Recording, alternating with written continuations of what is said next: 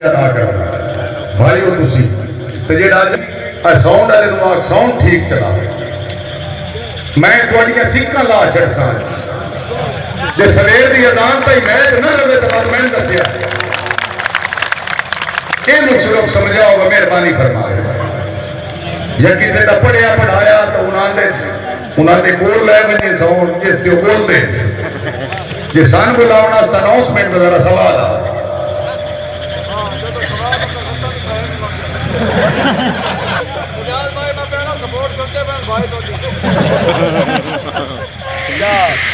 तेरे जै कुत्ते बिल्ले बड़े भौंकने लग गए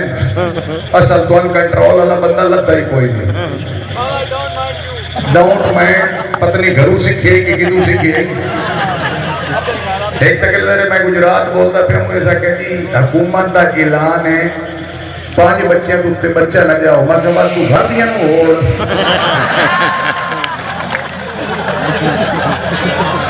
वाट एक बाबे पे आके बाबा जी थोड़ा सिग्नल ही नहीं आ रहा मैं बाबे को घर ले जेल पुलिस वाले मुझे साढ़े को गलना मेहनत साउंड वाले अल्लाह जिंदगी करे कि नहीं किसी पास ला थोड़ा जा वो एक ना मौलवी गया चकले जितने तक साउंड सेट नहीं होना इधर तक अनाउंसमेंट शुरू नहीं हो स्टार्टिंग टू लतीफा मौलवी चकले च गया तो रानू आके पैसे तेरी मर्जी दे काम मेरी मर्जी